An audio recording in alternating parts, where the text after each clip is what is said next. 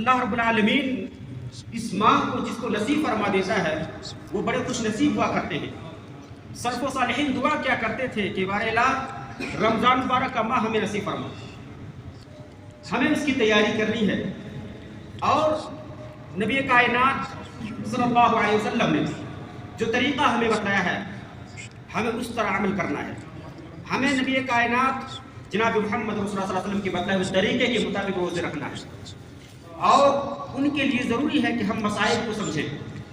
رمضان کے روزے کے مسائل جو ہیں، روزے سیام کے احکام و مسائل ہیں، اس کو سمجھیں۔ اور سیام کا معنی ہی ہوتا ہے رک جانا۔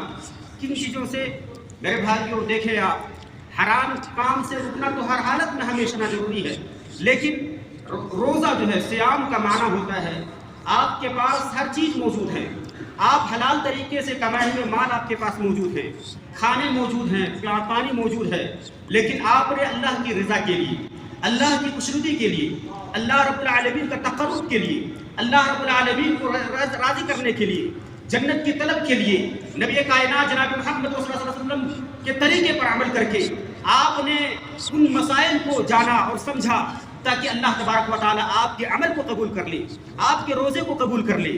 آپ دیکھیں بیوی حلال ہے، لیکن اللہ رب العالمین نے فرمایا کہ روزے کی حالت میں بیوی سے مباشرت کرنا حرام ہے۔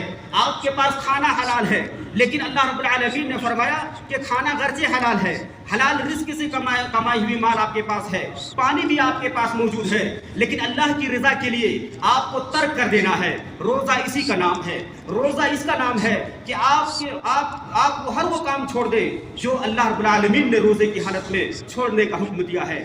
یہ نہیں کہ آپ ڈھکے چھپے یا کبھی کوئی شخص یہ اندر کوٹری میں جا کر کے پانی پی لے، کھانا کھا لے تو ان کا روزہ ہو جائے گا، ایسا نہیں ہے۔ بلکہ انسان اللہ کی رضا کے لیے، اللہ کی خوشنودی کے لیے، اللہ کا تقرب حاصل کرنے کے لیے، اللہ رب العالمین کو راضی اور خوش کرنے کے لیے ان تمام چیزوں کو چھوڑ دیتا ہے جو عام حالتوں میں بھی جائز ہے، عام حالتوں میں جائز ہے۔ مثال کے طور پر دن میں آپ کبھی بھی کھانا کھا سکتے ہیں، لیکن روزے کی حالت میں، سیام کی حالت میں آپ کھانا اس لیے چھوڑ رہے ہیں تاکہ اللہ آپ سے راضی ہو جائے، اللہ آپ سے خوش ہو جائے۔ یہ اللہ کی اور قرآن نے یہی کہا ہے لعلکم تتقون، تاکہ تم متقی بن جاؤ، تقوی اختیار کرنے والا بن جاؤ۔ ایک انسان 11 ماہ تک اللہ کا نافرمانی کرتے رہتا ہے، اللہ کو ناراض کیا ہوا بیٹھا ہے۔ اب ہمیں اپنے آپ کا محاسبہ کرنا ہوگا، اپنے اعمال کا محاسبہ کرنا ہوگا۔ ہم نے 11 مہینہ میں کتنی برائیاں کی ہیں، کتنے اللہ کو ناراض کی ہیں۔ انسان ہے، غلطیاں اور خطائیں ہوتی ہیں، لیکن غلطی پر غلطی ہو اور توبہ انسان نہ کرے۔ اب انسان کو محاسبہ کرنا چاہیے۔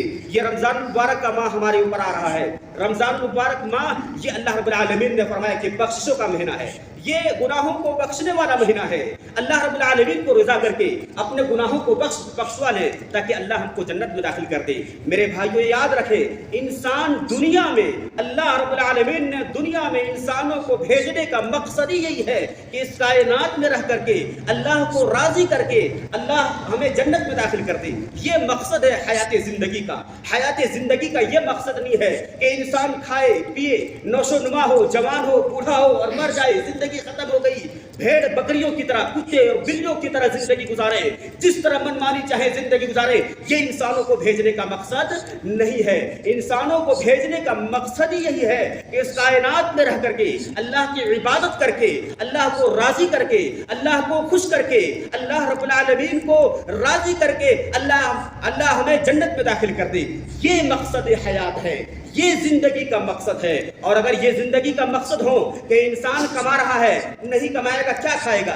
انسان اس لیے کما رہا ہے تاکہ ہماری زندگی اچھی کٹ جائے، آخرت سورے نہ سورے، اگر یہ مقصد ہے اور پھر انسان جب اس مقصد کو اپنے پاس رکھتا ہے تو آپ نے سنا ہوگا رمضان کے موقع پر بہت سارے ہمارے بھائی یہ کہتے ہیں کہ روزہ وہ رکھے گا جن کے پاس کھانے نہ ہو، روزہ وہ رکھے جو غریب اور مسکین ہو، روزہ وہ رکھے جو اللہ رب جو کیا نام ہے دکھاوے کے لیے لوگ بہت سارے لوگ کہتے ہیں کہ وہ دکھاوے کے لیے روزہ رکھ رہا ہے، یا پھر وہ ان کے پاس کھانا نہیں ہے، ان کے پاس پانی نہیں ہے، اللہ نے ہمیں دولت دی ہم کیوں روزہ رکھے؟ یہ کون لوگ کہتے ہیں جن کی حیات زندگی کتے اور بلیوں کی طرح ہے، جن کی زندگیاں بھیڑ اور بکریوں کی طرح ہے، جن کی زندگیاں جانوروں کی طرح ہے، جن کو اسلام سے کوئی محبت نہیں، اللہ سے کوئی محبت نہیں، نبی کائنات سے کوئی محبت نہیں، اللہ اور اسلام سے اس کو کوئی محبت نہیں، ایسے لوگ بھیڑ اور بکریوں کی طرح جانوروں کی طرح زندگی گزارتے ہیں، پھر وہ فرق نہیں کر پاتے ہیں کہ ہمیں کس کی عبادت کرنی ہے، اور جب یہ فرق نہیں کر پاتے ہیں تو کبھی مزاروں کے سامنے، کبھی باباؤں کے سامنے، کبھی درختوں کے سامنے، کبھی قبروں کے سامنے، اور نہ جانے کن کن لوگوں کے سامنے مشکلوں میں پکارتے ہیں۔ اور جب انسان کا عقیدہ پختہ ہو جاتا ہے اور انسان یہ سوچ لیتا ہے کہ اللہ رب العالمین نے ہمیں زندگی دی ہے اللہ کی رضا کے لیے اور ہمیں جنت کے طلب کے لیے، تو پھر انسان صرف اللہ سے لو لگاتا ہے، اللہ سے معافی مانگتا ہے، گناہ ہو جاتا ہے۔ کوئی معصوم عن الخطا نہیں ہے، معصوم عن الخطا صرف اور صرف اور ہیں پیارے نبی محمد صلی اللہ علیہ وسلم ہیں۔ باقی ہر انسان گناہگار ہے، ہر انسان سے غلطیاں ہوتی ہیں، لیکن جن کے دل میں اللہ کا ڈر ہوتا ہے، جن کے دل میں تقوی ہوتا ہے، وہ اللہ سے توبہ کرتا ہے، فوراً گناہ ہو جائے، چاہے 100 مرتبہ گناہ ہو، ہزاروں مرتبہ گناہ ہو جائے، اللہ سے توبہ ہمیں کرنا چاہیے۔ یہ ایک مومن کی پہچان ہے۔ پھر وہ انسان جن کے دل میں اللہ کا تقوی آ جاتا ہے، پھر وہ نمازوں کو تارک نہیں کرتا ہے، نمازوں کو چھوڑتا نہیں ہے۔ اللہ رب العالمین نے جن اوامر اور جن احکام پر چلنے کا حکم دیا ہے ان کو نہیں چھوڑتا ہے، جن راستوں سے اللہ رب العالمین نے منع فرمایا ہے، یا نبی کائنات جناب محمد رسول اللہ صلی اللہ علیہ وسلم نے جن راستوں پر چلنے سے منع فرمایا ہے، وہ انسان ان راستوں پر نہیں چلتا ہے، وہ اس لیے کہ وہ شخص اللہ سے ڈرتا ہے، ان کے دل میں تقوی ہے۔ تو میرے بھائیوں، انسان کو چاہیے کہ اپنے دل میں تقوی اختیار کرے، اور یہ روزے کا مقصد ہے لعلکم تتقون، تاکہ تم متقی بن جاؤ۔ بڑا قرآن کریم کا اصول دیکھیے اور قرآن کریم کی بلاغت دیکھیے۔ اللہ رب العالمین نے کیا فرمایا؟ اے ایمان والو، تم پر روزے فرض کیے گئے ہیں۔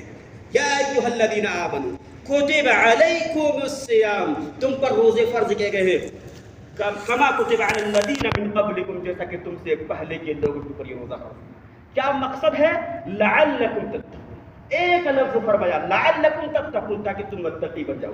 اور متقی یہی اللہ کو مقصد ہے، تقوی یہی مقصد ہے، دکھاوا نہیں، ریا نہیں، نمود نہیں۔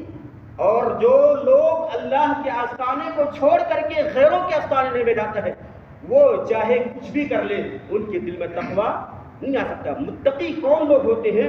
جو اللہ اور اللہ کے رسول کے مطلب طریقے کے مطابق زندگی گزارتا ہے۔ اور اسلام میں جیسا کہ میں نے بتایا تھا 5 رکن ہے، ان میں سے ایک رکن کیا ہے، کھمبا کیا ہے؟ روزہ ہے۔ جس طرح سے ایک مومن آدمی جب کلمہ توحید کا اقرار کر لیتا ہے تو نمازوں کا پابند ہو جاتا ہے۔ اللہ رب العالمین نے اگر اس کو دولت دیا ہے اور صاحب نصاب ہے تو وہ شخص زکوٰۃ اللہ کی راہ میں خرچ کرتا ہے، زکوٰۃ نکالتا ہے۔ یہ مومن، یہ اسلام کا رکن ہے۔ اسی طرح سے کیا نام ہے، اگر وہ استطاعت والا ہو، اللہ نے ان کو دولت دیا ہے تو وہ حج بھی کرتا ہے۔ انہی میں سے ایک کیا ہے، وہ روزہ ہے۔ 5واں کیا ہے؟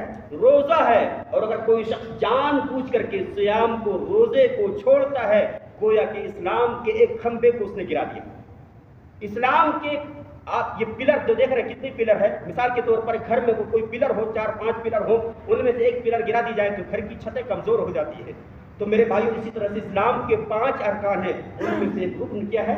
صیام ہے۔